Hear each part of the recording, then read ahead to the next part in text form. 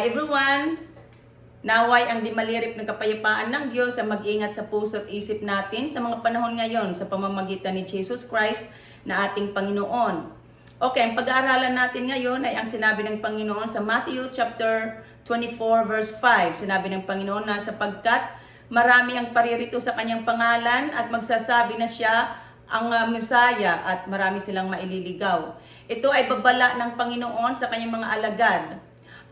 The Lord warned the disciples, and not only them, the Lord is warning all of us na mag-ingat tayo na huwag tayong mailigaw ni numan. Dahil nga sa mga huling araw, may mga bulaang propeta na lilitaw at may magsasabi na siya ang Kristo. So napakahalaga na nag-aaral tayo ng Biblia upang malaman natin ang katotohanan, upang malaman natin ang mga aral at turo ng Panginoon upang huwag tayong mailigaw. Itong mailigaw o madaya, ito sa pamamagitan sa mga maling aral at turo at maling paniniwala. So pinag-iingat tayo ng Panginoon sa Antikristo. Ang Antikristo ay magkukunwari na siya ay Diyos at marami siyang madadaya ayon sa Biblia. Ang Antichrist ay lilitaw sa mga huling araw at ang mga bulaang propeta. Sa Matthew chapter 24, sinasabi na marami silang maililigaw sapagkat magpapakita sila ng mga kagilagilalas na tanda at mga kababalaghan upang dayain ang marami, pati na ang mga hinirang ng Diyos. So, maraming hahanga at susunod sa kanila dahil nga sa mga kagilagilalas or wonders at mga kababalaghan or miracles na gagawin nila upang iligaw or dayain ang mga tao. So napakahalaga na nag-aaral tayo ng Biblia upang malaman natin ang katotohanan tungkol kay Jesus Christ na ating Panginoon. Sa Matthew chapter 24 verse 26 to 27, sinabi ng Panginoon na kung sabihin nila sa inyo na naroon ang Panginoon sa ilang or wilderness, huwag kayong pumaroon. Kung sabihin nila na naroon ang Panginoon sa silid o room, huwag kayong maniniwala sapagkat kung gaano kabilis ng pagguhit ng kidlat mula sa silangan hanggang kanluran, gayon din ang pagparito ng anak ng tao ng ating Panginoon. So kung may magsasabi na ang Panginoon ay naroon sa lugar na ito or naroon siya sa loob ng building na ito, huwag tayong maniniwala sapagkat ang pagparito ng Panginoon ay mabilis na mangyayari. Ito ay simbilis ng pagguhit ng kidlat sa kalawakan.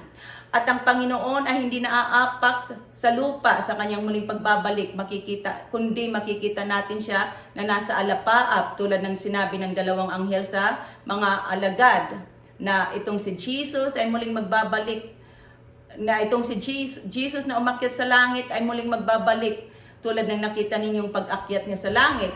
So, ang Panginoon ay ang kanyang muling pagbabalik ay hindi ito magiging sekreto, kundi makikita ito ng lahat, pati na ng umulos sa kanyang tagiliran. Makikita ng lahat ang muling pagbabalik ng Panginoon at makikita natin siyang nasa alapaap, dumarating na may dakilang kapangyarihan at malaking karangalan ayon sa Matthew chapter 24 verse 30. Okay, ngunit hindi naman agad-agad mangyayari ang pagdating ng Panginoon. Pag-aralan natin ang 2 Thessalonians chapter 2. Sinabi dito ni St. Paul na huwag magugulat agad or mababahala sa balitang dumating na ang araw ng Panginoon. Kahit na sabihin nilang ito'y hula o pahayag o kaya'y sulat na galing sa amin, sabi ni St. Paul. Sa anumang paraan, huwag kayong padaya kaninuman, sabi ni St. Paul. At pakinggan ninyo itong mabuti. Sinabi ni St. Paul na ang araw ng Panginoon ay hindi darating hanggat hindi nagaganap ang huling paghihimagsik laban sa Diyos at ang paglitaw ng suwail. Ang suwail na ito ay ang Antichrist. Ang suwail ang itinalaga sa walang katapusang kaparusahan. Sinabi ni St. Paul na kakalabanin niya ang lahat ng sinasamba ng tao at ipinapalagay na banal. Itataas niya ang kanyang sarili, papasok siya sa templo ng Diyos. Ang templo ng Diyos, ito ay nasa Jerusalem. Uupo ang Antichrist doon at ipahahayag na siya ay Diyos ayon kay St. Paul. So huwag tayong maniniwala kung may magsasabi ng petsa, buwan, o taon ng muling pagbabalik ng Panginoon. Dahil according to Lord Jesus, walang nakaalam ng kanyang muling pagbabalik. Tanging ang Ama lamang ang nakakaalam nito. Ngunit kung lumitaw na ang suwail, itong Antikristo na sinasabi sa Biblia, ito'y palatandaang malapit nang dumating ang Panginoon.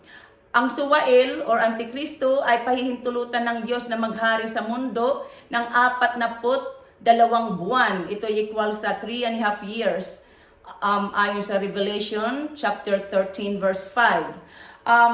So, ang muling pagbabalik ng Panginoon ay hindi ito mangyayari hanggat hindi nagaganap ang